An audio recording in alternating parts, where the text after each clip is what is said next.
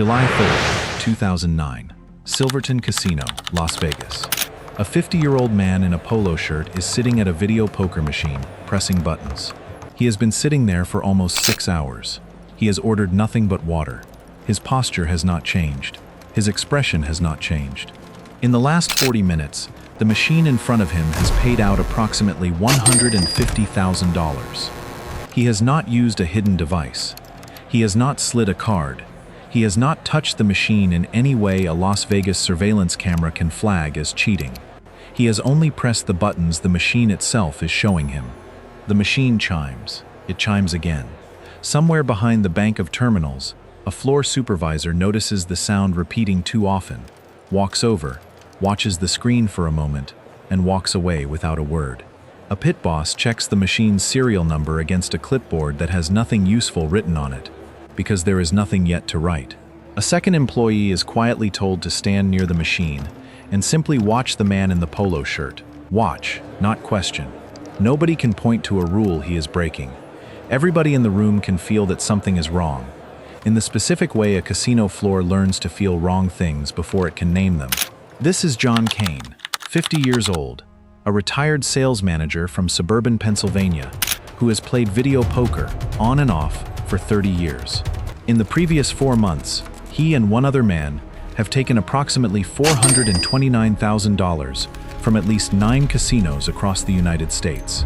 So how does a 50-year-old retiree from a quiet Pittsburgh suburb take $429,000 from some of the most heavily surveilled buildings in America, using nothing but the buttons every other player on the floor had access to? And what was the one detail John Kaine had noticed about the most widely deployed video poker machine on Earth? A detail nobody at the casino, nobody at the FBI, and nobody at the company that built the machine had ever noticed. To understand what John Kaine did, you first have to understand what he was sitting in front of. In 2009, the most deployed video poker platform in the world was called Game King. It was built by International Game Technology, IGT, a company headquartered in Reno, Nevada, with annual revenues approaching $3 billion. By 2009, IGT machines accounted for roughly 70% of every video poker terminal on a casino floor in the United States. If you sat down at a video poker machine anywhere in the country that year, the odds were better than even that you were sitting in front of a Game King. These were not unregulated arcade cabinets. Slot machines in the United States are Class 3 gambling devices, governed by the Nevada Gaming Control Board and 49 equivalent state-level agencies. Every firmware version has to be individually certified before it is permitted to accept a single dollar from a player. By 2009, the Game King firmware had been certified, across its many variants, more than 600 separate times. It had been independently audited by outside security firms at least 4 times. There was no known bug. There was no known exploit. In the platform's entire operating history, there was no documented case of a Game King machine being successfully manipulated by a player on a casino floor. Video poker alone generated roughly $8 billion a year in the United States. Game King machines produced more than half of that figure by themselves. This was the system John Kaine was sitting in front of on a Friday evening in July of 2009. He had been sitting in front of Game King machines, in one casino or another, for almost 20 years, long enough, it turned out, to notice the one moment in 2 decades a machine did something it was never designed to do. John Kaine was born in 1959 in a working-class neighborhood 20 miles outside Pittsburgh, Pennsylvania. By his early 20s, he was in industrial sales. By his early 40s, he had saved enough to retire early and devote himself, full-time, to the thing that had already quietly occupied most of his evenings for 15 years, video poker. He was not a flashy gambler. He never played blackjack. He never played roulette. He avoided every game that 1990s casino convention required a player to perform in public. Video poker let a man sit alone with a machine and be left alone. By his late 40s, Kaine had stopped playing video poker and started studying it. He owned every strategy guide published in the United States. He owned 3 separate software programs built to calculate expected return on every pay table variant in existence. He had memorized the expected return of 47 different Game King variants to 4 decimal places. By his own testimony and by his bank records, he had not lost money, net of every win and every loss, playing video poker in more than 10 years. By 2008, John Kaine was not a gambler, he was a professional. He simply had not yet been paid like one. It was a Wednesday afternoon in mid-2008 at the Fremont Hotel and Casino in downtown Las Vegas that everything changed. Kaine was playing a low-stakes variant called triple-double bonus poker, a machine he had played hundreds of times before, when, for less than a second, the screen did something it had never done in 20 years of watching screens exactly like it. Most players would not have noticed. Kaine noticed. He did not understand, in that moment, what he had just seen. He understood only that he had seen something. He drove home to Pennsylvania. He told his wife he was going back to Vegas in 3 weeks. And then he spent the next 9 months trying to make it happen again. What John Kaine had stumbled onto was, in software engineering terms, a state management bug. The Game King platform included a feature called Double Up. After any winning hand, instead of collecting, a player could risk the winnings on a single high card draw. Most experienced players, Kaine included, ignored it entirely. The math always favored the house. But the feature had been wired into the firmware in a way IGT's engineers, across 13 years and dozens of revisions between 1996 and 2009, had never once tested. If a player performed a very specific sequence, collect the winnings, open the denomination menu, raise the denomination to its maximum, then re-engage Double Up, the machine's internal memory would not fully reset. It would calculate the next payout using the original winning hand, but priced at the new, higher denomination. A $400 win at a $1 denomination became, with a single subsequent button press, a $20,000 win, paid out as a single jackpot. The entire sequence required 6 button presses, performed in order, inside roughly 15 seconds.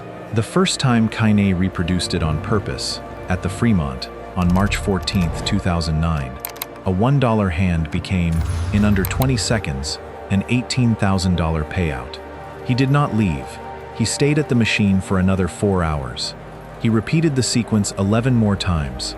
He walked out of the Fremont at 3 in the morning, with more than $100,000 in markers, and the casino cashed him out without asking a single question. He drove back to Pennsylvania the next day. There was one immediate problem. Every Game King machine on Earth carried the identical bug, but Kaine could only sit at one machine at a time. A high 6-figure payout pulled from a single machine in a single shift would eventually draw the attention of floor management, no matter how careful he was. To turn a bug into real money, John Kaine needed a second pair of hands. Andre Nestor lived in Swissvale, Pennsylvania, 7 miles east of Pittsburgh. He and Kaine had known each other for 15 years, from the regional casino circuit. He was not, by any professional measure, especially skilled. He was not, by any measure, especially disciplined. He was, by every account available, occasionally desperate for money. He had filed for personal bankruptcy in 2007. He had a wife, 2 children, and a mortgage he was several months behind on by the spring of 2009. When Kaine called him in April 2009 and suggested a trip to Vegas, Nestor said yes in under 4 seconds. Kaine explained the sequence over coffee at a Denny's outside Pittsburgh. Just 6 beats. He made Nestor write it down by hand. He made him drill it on a video poker simulator for 2 weeks before either man booked a flight. By the time they landed in Las Vegas on May 1, 2009, Nestor could execute the full 6-press sequence in under 14 seconds. For the first 6 weeks, the 2 men were, on paper, strangers. They never sat at the same casino on the same day. They flew separately. They stayed in different hotels. Their only contact ran through prepaid phones, replaced every 4 to 5 days. Kaine's rules were exact, and he had written them himself. No single machine for more than $50,000 in a single shift. No single casino floor for more than 2 consecutive nights. No single state revisited within 40 days. Kaine worked Las Vegas. Nestor worked the Eastern Circuit, the Borgata in Atlantic City, the Meadows Racetrack just outside Pittsburgh, the tribal casinos of New York and Connecticut. By mid-June 2009, the 2 of them had taken roughly $260,000 from at least 11 casinos across 5 states. and no one had connected a single dollar of it to anyone else. Then Andre Nestor stopped following the rules. By the third week of June, Nestor's share of the money had reached roughly $120,000, more cash than he had held at one time in his adult life. He paid down his mortgage, he bought his wife a car, and a man who had been several months behind on payments in April did not, by June, know how to disappear back into an ordinary life. Where Kaine treated the rules like a discipline, the same discipline that had let him study a machine for 20 years without ever needing to touch it, Nestor began to treat them like a formality. He returned to casinos he had already worked.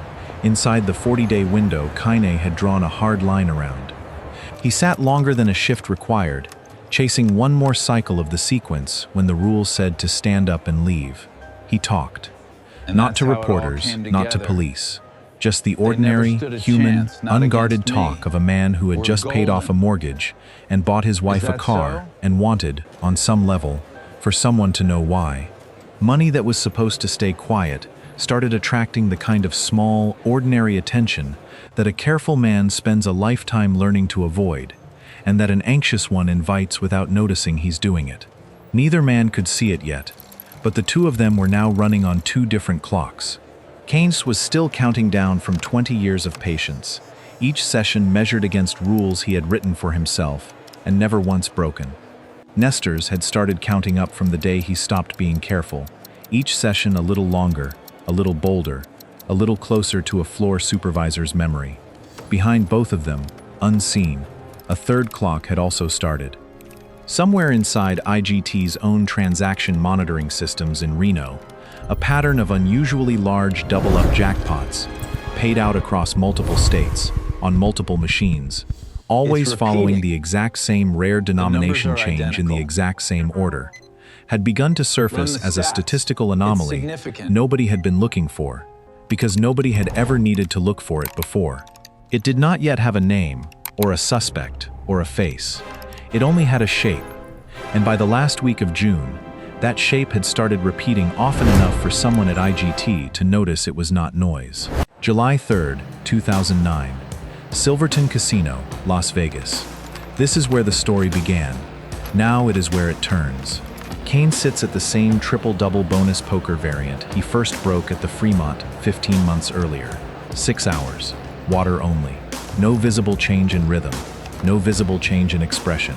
6 presses, a pause. 6 presses again. Over and over. Each cycle turning a small win into a much larger one. In 40 minutes, roughly $150,000 moves onto the machine's credit meter.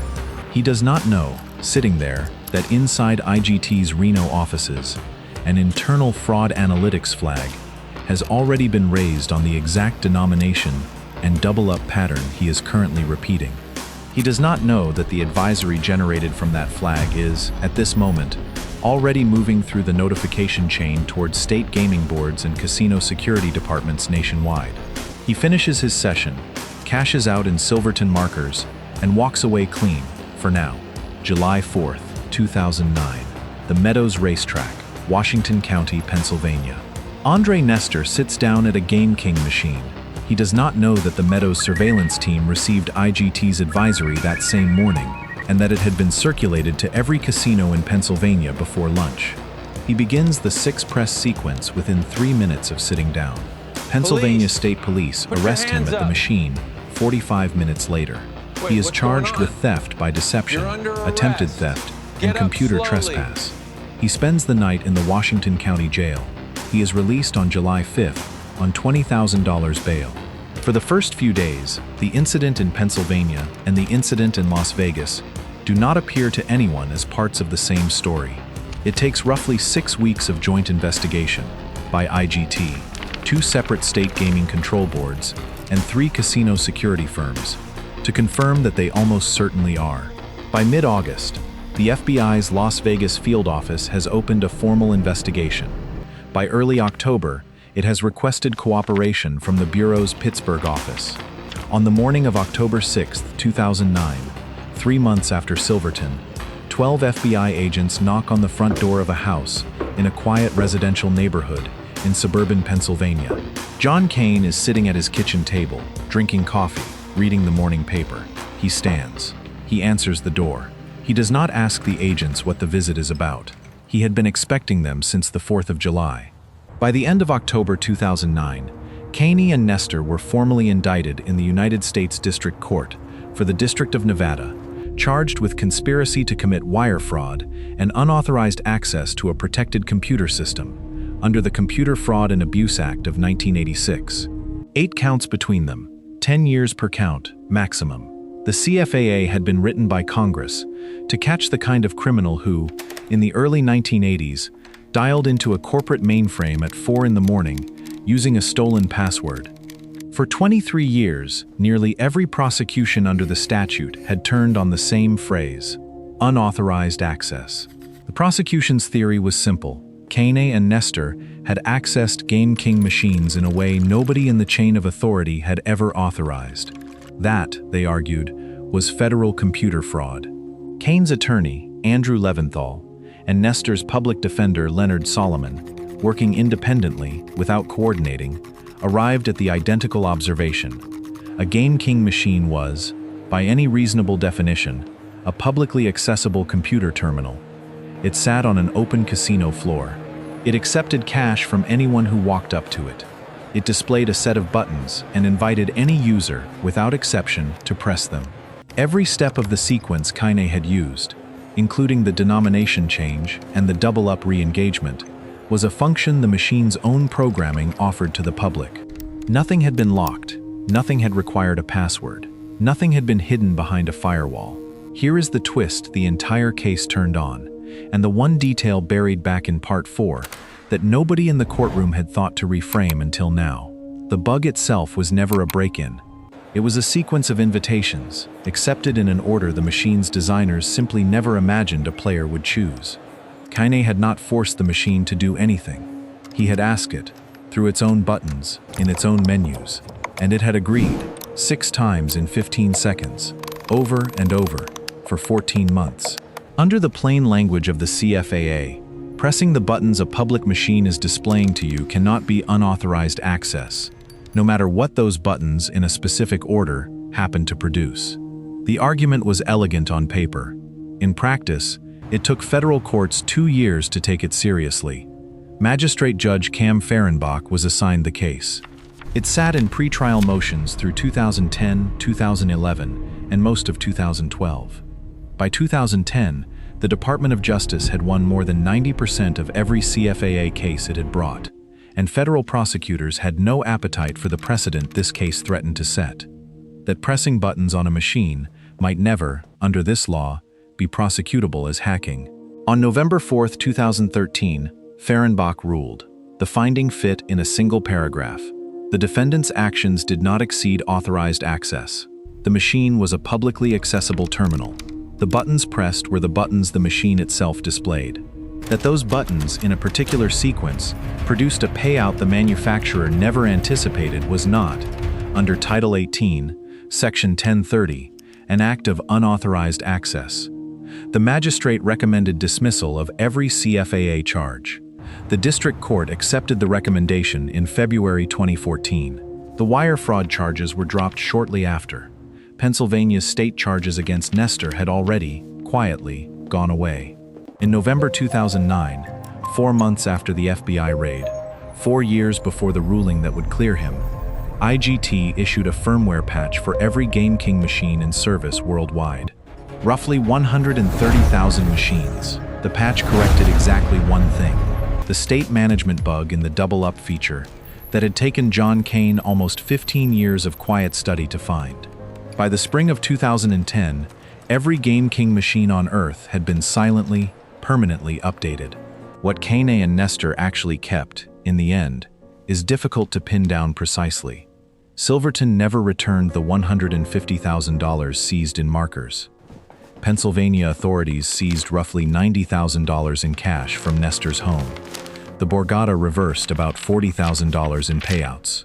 Of the approximately $429,000 the operation had taken in, the 2 men were left, after legal fees and civil clawbacks, with somewhere between $80,000 and $120,000, against 4 years of federal prosecution, and roughly $40,000 in seized computer equipment from Kaine's own home.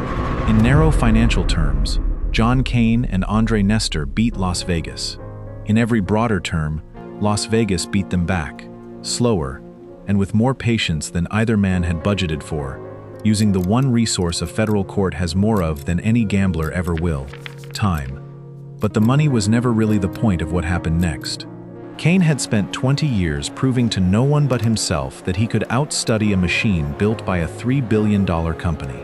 The 4 years that followed the FBI raid proved something else: that he could outweight a legal system built to grind defendants into settlements long before a magistrate ever reads a ruling out loud. He did not take a plea. He did not go quiet. He sat, the same way he had once sat in front of a Game King terminal, and let the process run its sequence to the end. The ruling in United States v. Kaine and Nestor became, over the following decade, the single most cited precedent in American computer crime law for one very specific proposition: that pressing the buttons a system invites you to press cannot, under federal law, constitute a crime. It was cited directly, or by close analogy, in nearly every major CFAA dismissal between 2014 and 2026, including the Supreme Court's 2021 ruling in Van Buren v. United States.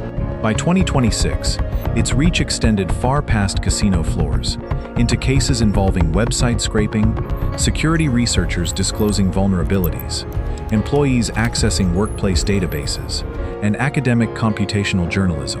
A 50-year-old retired sales manager from a Pittsburgh suburb, by simply refusing to settle quietly, had rewritten a piece of the legal architecture underneath the American digital economy. In 2026, there are roughly 140,000 Game King machines still in commercial service around the world. They still accept cash from anyone who walks up.